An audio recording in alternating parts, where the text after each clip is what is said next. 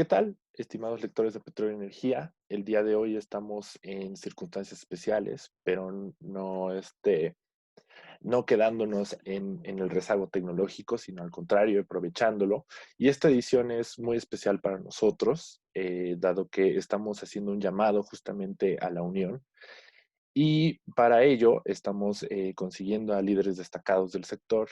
Y hoy quiero dar paso a platicar con el presidente de Solmex y CEO de Gauss Energía, nuestro estimado consejero Héctor Olea, a quien le doy la bienvenida a este espacio para platicar un poco más justamente dentro del sector fotovoltaico, cuál es su insight de la situación, cómo nos hemos visto afectados por esta pandemia, el panorama a seguir y por supuesto también las ideas de reactivación que se tienen. Entonces, Héctor, te doy la más cordial bienvenida a este espacio y muchas gracias por estar con nosotros.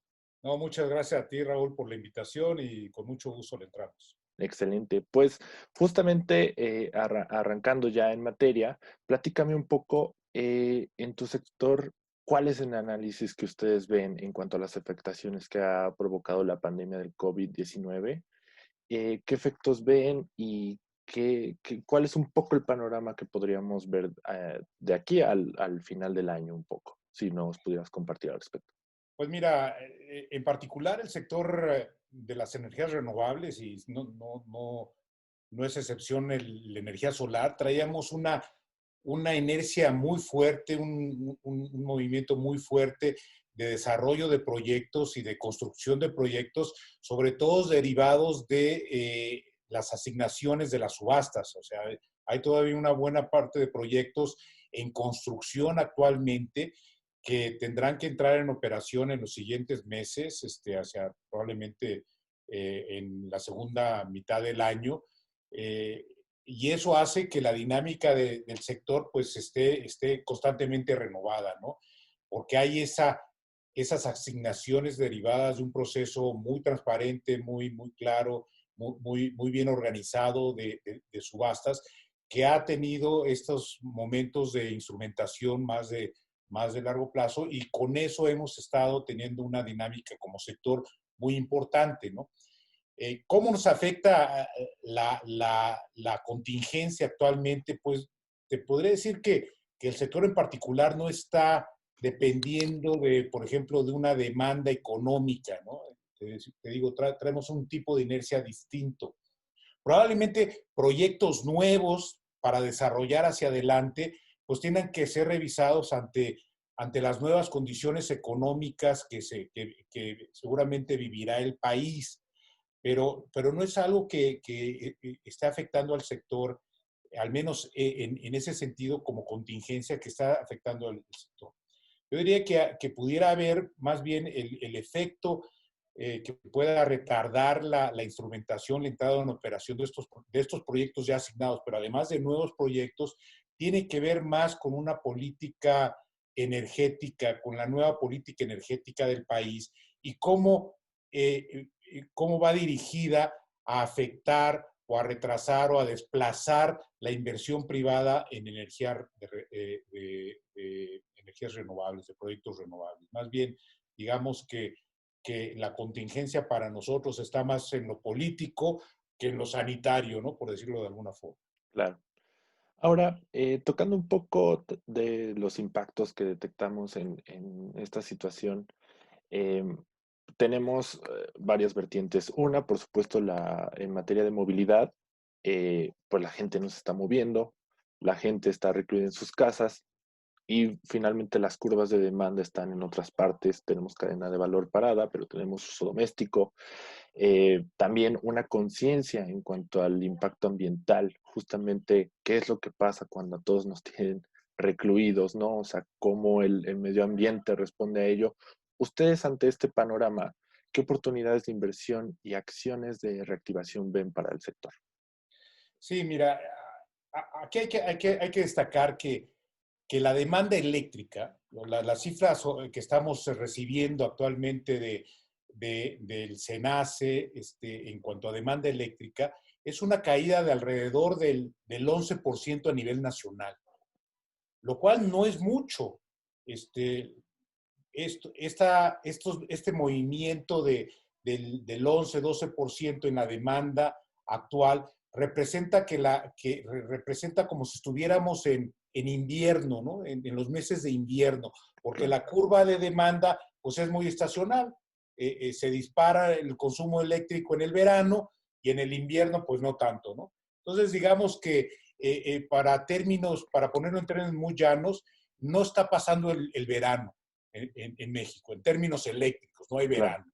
O sea, la curvita que veíamos, la joroba que veíamos normalmente, pues se está siendo muy mitigada y estamos en niveles pues normales para lo que representa una demanda en diciembre, en enero, ¿no? Esto es importante decirlo porque hay el mito, puede haber a veces el mito de que se ha caído tremendamente la demanda eléctrica, y no es cierto, se ha caído la actividad económica y ciertamente la demanda eléctrica sigue esa caída, pero en el caso de México y hasta ahorita, al menos, los datos que tenemos apuntan más bien a una reducción de demanda muy similar a la que hubiéramos tenido probablemente en diciembre, en enero, que son meses más fríos, ¿no? Entonces no se está respetando esa estacionalidad. Habrá algunos estados, eso sí habrá que anotarlo, algunos estados que sí dependen enormemente su actividad económica de un sector en particular, como es el turismo, ¿no? Claro. Por ejemplo, Quintana Roo, Baja California Sur, sí han sufrido bajas en la demanda eléctrica muy importantes. En el caso de Baja California Sur estamos hablando de un 24% de reducción, ¿no? Pero esto es en lugares muy específicos donde hay un efecto muy directo en cuanto a una actividad económica particular que se ha visto sumamente afectada, como son los flujos turísticos a estos lugares. Así que, digamos, primero poner eso en perspectiva, ¿no? Ahora, se habla mucho de cómo salir de esta contingencia. Primero, cómo salir de la contingencia sanitaria, que eso yo lo veo, pues es un tema de corto plazo, ¿no? Que si hablamos de un mes, 2 meses, 3 meses, bueno, pues es alrededor de eso, pero digamos, no es un problema de mediano o largo plazo. Lo que sí me preocupa más es la contingencia económica, ¿no? Y esto cómo va a afectar ciertamente en el mediano o largo plazo el crecimiento de la actividad económica en el país, donde ya se están hablando de crecimientos negativos del 10, del 7, del 13%, en fin, no está muy claro hacia dónde caminemos. Y eso sin duda sí tendrá un efecto más permanente sobre la demanda y sobre los proyectos eléctricos, porque los proyectos eléctricos, su principal grado de empuje es la actividad, es el crecimiento económico en el país. Y ahí pues podríamos hablar de que es una recuperación tipo B, tipo U, tipo W, en fin, le ponen todas las letras del abecedario, Claro. ¿no? Y ahorita en estos momentos es difícil establecer qué trayectoria de salida vamos a ver para la contingencia económica propiamente dicho. Ahora, en este sentido, un poco entrando en materia, no sé si como, como asociación tengan algún parámetro de propuesta de valor, alguna estrategia en la cual caminar, obviamente en conjunto con la autoridad, de justamente esas propuestas para ir cimentando el camino. Si me pudieras platicar al Sí, respecto. mira, yo creo que aquí hay un área de oportunidad importante y todas las crisis, dicen que el carácter chino de crisis se parece mucho al de oportunidad, ¿no? Y yo coincido con eso. Las crisis son oportunidades y lo que tenemos que hacer como sector es entender cuál es la oportunidad correlativa a esta crisis para el sector de las renovables y en particular para el sector. Mira, México tiene un recurso extraordinario en materia solar. 85% del territorio nacional tiene condiciones óptimas de generación. El costo de la construcción de una planta solar de gran escala en los últimos 10 años ha bajado 80%, Raúl. Entonces, tenemos un recurso solar, tenemos una tecnología súper barata que está ocasionando que los precios de la energía solar sean los más competitivos del mundo mundial. Ese es Claro. un hecho. Sin duda somos muy ambientalistas, todos nos gusta que haya energía renovable, etcétera, pero la verdad es que el principal impulso de las renovables viene por un efecto económico de competitividad de precios. Y esto para mí es una oportunidad en un país que lo que necesita es eso, salir de una contingencia económica como la que se ve venir, con con una economía más competitiva. Y eso se logra con una energía también competitiva. Entonces, como estamos viendo, no solamente una oportunidad en México, pero ya lo estamos viendo en países como Estados Unidos o Europa, donde las energías renovables, lejos de retraerse como resultado de esta contingencia, de esta crisis, al contrario, se están volviendo más populares. Más populares ciertamente por el efecto ambiental y todo este tema de salud pública, que sin duda es un efecto, pero más populares porque son más económicas, son más competitivas. Y en un momento de crisis, ¿qué se necesita? ¿Energía cara o energía barata? Digo, Claro. siempre se necesita energía más barata, pero ahorita con mayor razón. Y ahí yo veo una oportunidad importante. Ahora, justo hablas de la vertiente económica, pero también en materia de, en general, la cadena de valor de lo que venimos viendo como la famosa transición energética, que ya es algo que finalmente se puso en conversación. Sin embargo, todavía parece ser un ente que no se sabe la implementación cómo será. Ustedes desde Azulmex, ¿cómo ven ese panorama de transición energética? ¿Es una visión inmediata? ¿Será algo progresivo?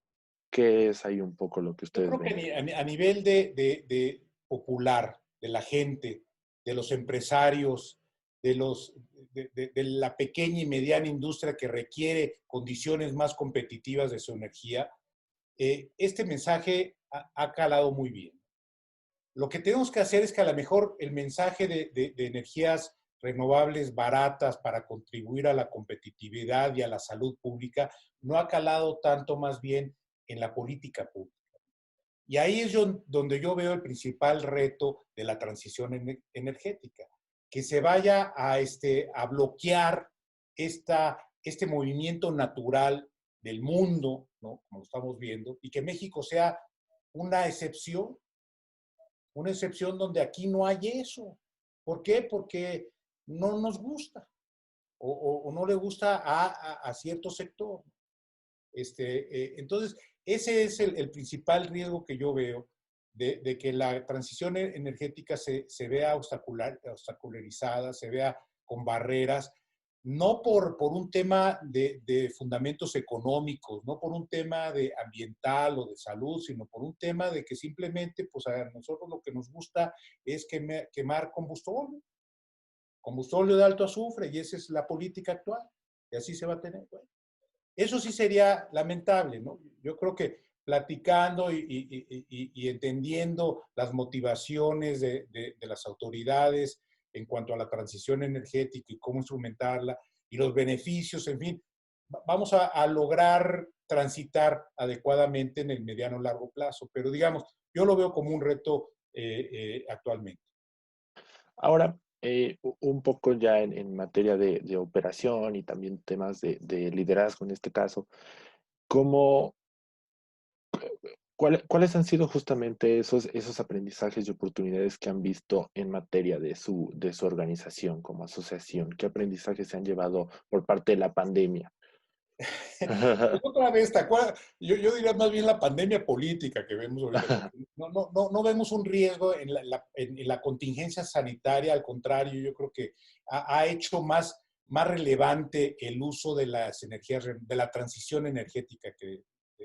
Yo recibo cada día artículos en todo el mundo donde los renovables están en la ola, en la cresta de la ola, queriendo hacer más renovables en el mundo por estos dos factores, porque la gente es más consciente de que la salud pública tiene que estar vinculada a una forma más eficiente, competitiva y ambientalmente amigable de la energía, ¿no? Es fundamental. Y eso y lo vamos a ver en toda la cadena de valor, no nada más en la energía.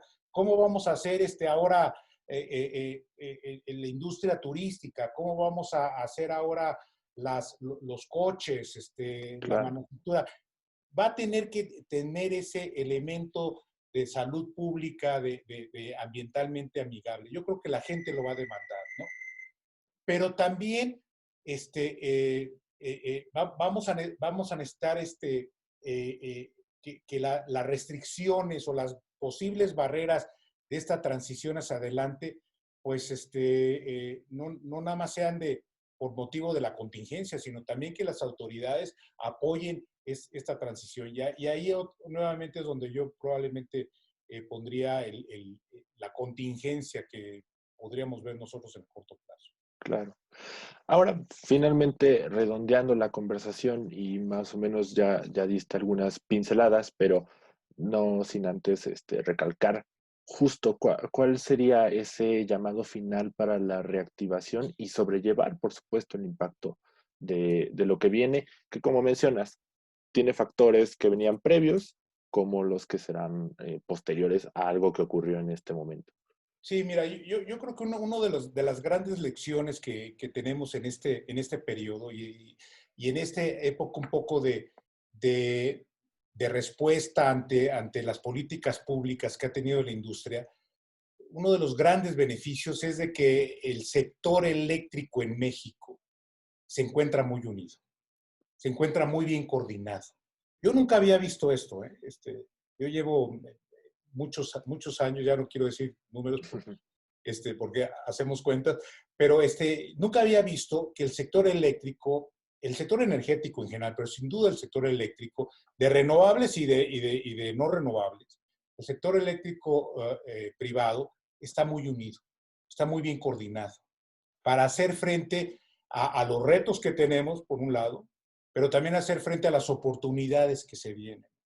Y yo creo que si nos mantenemos unidos, y creo que es el tema de la revista, ¿no?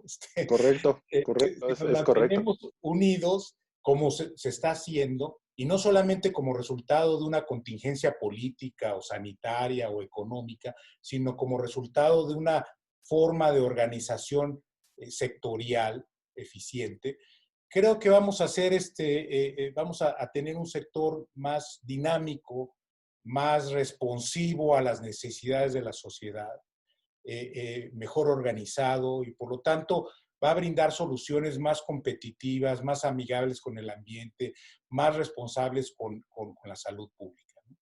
Entonces, yo hago eco aquí, insisto, al título de este ejemplar diciendo que ese es el camino. Tenemos que estar unidos como sociedad, como empresariado, como industria, como sector, porque en esta unión es como se puede trabajar juntos hacia adelante, hacia los retos que tenemos hacia adelante. Perfecto, pues justo como lo mencionas, yo creo que es el perfecto punto para cerrar la conversación y en efecto, o sea, la unidad será clave para lo que viene y en conjunto, como dices, o sea, será hacer frente a la contingencia económica, política, de salud, será por todas las vertientes, pero sin duda estaremos siguiéndolo de cerca y de nuevo agradeciéndote, pues por supuesto, la apertura, la disponibilidad y que tengas la garantía que ahí estaremos. Entonces, Muchas gracias Raúl por la oportunidad. reiterando a nuestros lectores también por acompañarnos en este espacio y también para reiterar que lean la edición en curso y pues a darle para adelante. Muchísimas gracias por la conversación y nos estamos viendo en otra transmisión. Un fuerte abrazo a todos. Gracias.